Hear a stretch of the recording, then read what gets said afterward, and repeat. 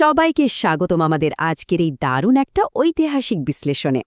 আজ আমরা এমন এক স্থাপত্যের গল্প জানব যা শত শত বছর ধরে কালের এক জীবন্ত সাক্ষী হিসেবে মাথা উঁচু করে দাঁড়িয়ে আছে।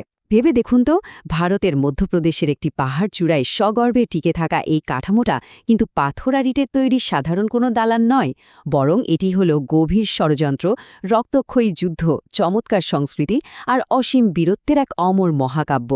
হ্যাঁ, ঠিকই ধরেছেন, আমরা কথা বলছি বিখ্যাত গোয়ালিয়র দুর্গ বা দ্য গোয়ালিয়র ফোর্ট সম্পর্কে। চলুন আজকের এই রোমাঞ্চকর যাত্রায় আমরা উন্মোচন করি এই দুর্গের গভীরে লুকিয়ে থাকা বিস্ময়কর সব অধ্যায়। আচ্ছা, চলুন একদম গভীরে প্রবেশ করা যাক। ১৫২৬ সালের কথা। মুঘল সম্রাট বাবর যখন প্রথমেই দুর্গটা দখল করেন, এর বিশালতা আর দুর্ভেদ্যতা দেখে তিনি রীতিমতো চমকে গিয়েছিলেন।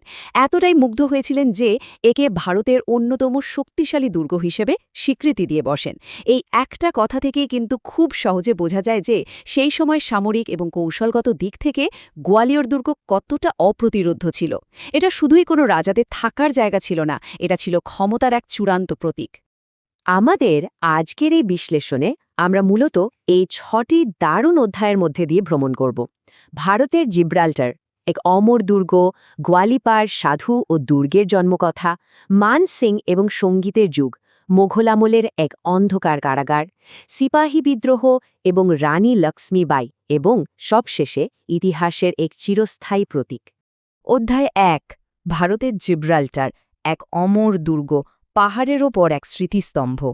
মধ্যপ্রদেশের রুক্ষ অথচ সুন্দর প্রাকৃতিক পরিবেশের মাঝে এই দুর্গটা এমনভাবে দাঁড়িয়ে আছে যা দূর থেকেই সবার নজর কাড়তে বাধ্য।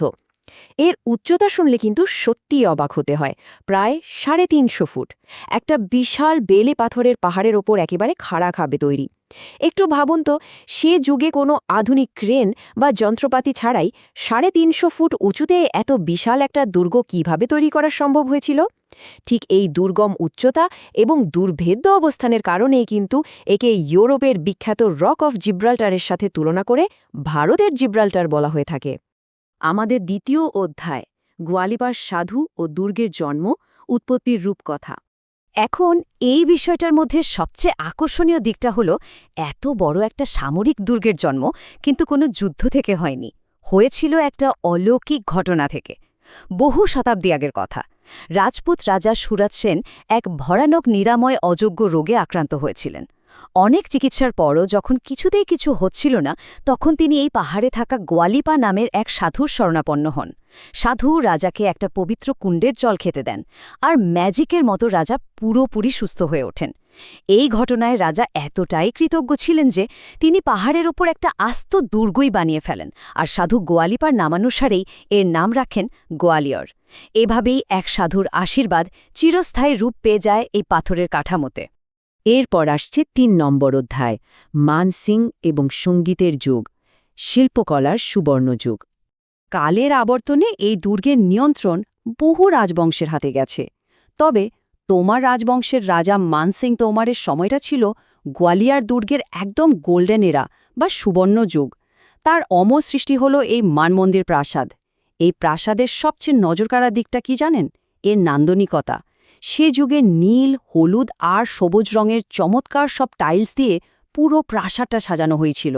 এত শত বছর পরেও সেই উজ্জ্বল রঙগুলো আজও প্রাসাদের গায়ে লেগে আছে, যা প্রমাণ করে যে তোমার যুগে স্থাপত্য এবং রুচিবোধ কতটা উন্নত ছিল। রাজা মানসিং যে শুধু একজন নিপুণ যোদ্ধাই ছিলেন তা কিন্তু নয়, তিনি ছিলেন শিল্পের বিশাল এক সমজদার। এই দুর্গের দেয়ালগুলো যে শুধু তলবারের ঝনঝনানি শুনেছে তা নয়, বরং শুনেছে ধ্রুপদী সঙ্গীতের অপূর্ব সব মূর্ছনা। ভাবলে রোমাঞ্চ লাগে। ভারতের ইতিহাসের সর্বশ্রেষ্ঠ সঙ্গীতজ্ঞদের একজন, কিংবদন্তি তানসেন, স্বয়ং এই গোয়ালিয়র দুর্গেই তার সঙ্গীত চর্চা করতেন। রাজদরবারে সুরের যে ঝঙ্কার উঠত, তা গোয়ালিয়রকে পুরো ভারতবর্ষের সংস্কৃতির একটি অন্যতম প্রধান কেন্দ্রে পরিণত করেছিল। ৪ নম্বর অধ্যায়, মুঘল আমল, এক অন্ধকার কারাগার এবং অন্ধকার ছায়া। ইতিহাসের নিয়মিত পরিবর্তন, তাই না? আনন্দ আর সুরের এই সুমধুর যুগটা খুব বেশি দিন স্থায়ী হয়নি। প্রাসাদের ওপর খুব দ্রুতই নেমে আসে এক ঘন অন্ধকার ছায়া। ১৫২৬ সালে বাবর যখন দুর্গটা দখল করেন, তখন থেকেই গোয়ালিয়রে মুঘল অধ্যায়ের সূচনা হয়। তবে এর সবচেয়ে ভয়ঙ্কর রূপটা আমরা দেখতে পাই সম্রাট ঔরঙ্গজেবের আমলে। শেষ সময় এই সুন্দর গোয়ালিয়র দুর্গ পরিণত হয়েছিল মুঘল সাম্রাজ্যের এক কুখ্যাত অন্ধকার রাজকীয় কারাগারে। ঔরঙ্গজেব নিজের ভাই মুরাদ বক্সকেও এই দুর্গের অন্ধকূপে বন্দী করে রেখেছিলেন। বহু বন্দী এই দুর্গের অন্ধকারে ধুকে ধুকে মারা গেছেন, যেখান থেকে জন্ম নিয়েছে রকমারি সব রহস্য আর ভৌতিক কাহিনী। আর এটি চমৎকারভাবে তুলে ধরছে গোয়ালিয়র দুর্গের দুই একদম ভিন্ন রূপের চরম বৈপরীত্য। একবার ভাবুন তো, একদিকে তোমর যুগের সেই বর্ণনীল গোয়ালিয়র তানসেনের সুরে আর নীল হলুদ টাইলসে ঝলমল করছে, আর ঠিক অন্যদিকে মুঘল আমলে সেটাই রূপ নিচ্ছে এক দম বন্ধ করা রাজকীয় কারাগারে, যেখানে ভাইবন্দি ভাইয়েরই হাতে। চারিদিকে কেবল অন্ধকার আর হাহাকার। একই ছাদের নিচে ইতিহাসের আলো আর অন্ধকারের এমন সহাবস্থান সত্যি খুব বিরল। ৫ নম্বর অধ্যায়, সিপাহী বিদ্রোহ এবং রানী লক্ষ্মীবাই, স্বাধীনতার যুদ্ধক্ষেত্র। অন্ধকার যুগ পেরিয়ে আমরা এবার যাব ১৮৫৭ সালের সেই উত্তাল দিনগুলোতে। সিপাহী বিদ্রোহের সময় দুর্গটা আবার ইতিহাসের কেন্দ্রবিন্দুতে চলে আসে। একটা প্রশ্ন তো আসতেই পারে, মুঘল মারাঠা থেকে শুরু করে একেবারে ব্রিটিশরা পর্যন্ত কেন এই একটা দুর্গের দখল নেওয়ার জন্য এত মরিয়া ছিল? এর সোজা উত্তর হল এর নিখুঁত কৌশলগত অবস্থান। এই দুর্গের নিয়ন্ত্রণ যার হাতে থাকত, পুরো মধ্য ভারতের প্রধান বাণিজ্য আর সামরিক পথগুলোর নিয়ন্ত্রণ চলে যেত তারই মুঠোয়। এক কথায় এটা ছিল মধ্য ভারতের আসল চাবিকাঠি। আর ঠিক এই কারণে ব্রিটিশদের হাত থেকে দুর্গের নিয়ন্ত্রণ কেড়ে নিতে ১৮৫৭ সালে এখানে এসে উপস্থিত হন ভারতের স্বাধীনতা সংগ্রামের এক অন্যতম শ্রেষ্ঠ ও সাহসী যোদ্ধা ঝাঁসির রানী লক্ষ্মীবাই। তিনি অসীম বীরত্ব আর সাহসের সাথে নিজের শেষ রক্তবিন্দু দিয়ে ব্রিটিশ বাহিনীর বিরুদ্ধে এই গোয়ালিয়রের মাটিতেই লড়াই করেছিলেন। শেষ পর্যন্ত তিনি শহীদ হলেও তার সেই অসামান্য আত্মত্যাগ আর বীরত্বের গল্প গোয়ালিয়র দুর্গের ধূলিকণার সাথে যেন চিরকালের জন্য অমর হয়ে আছে। আমাদের শেষ অধ্যায়, ইতিহাসের এক চিরস্থায়ী প্রতীক, চিরস্থায়ী সাক্ষী। যুদ্ধ, রক্তপাত, সুর আর ক্ষমতার কত পালাবদলই না দেখল এই দুর্গ।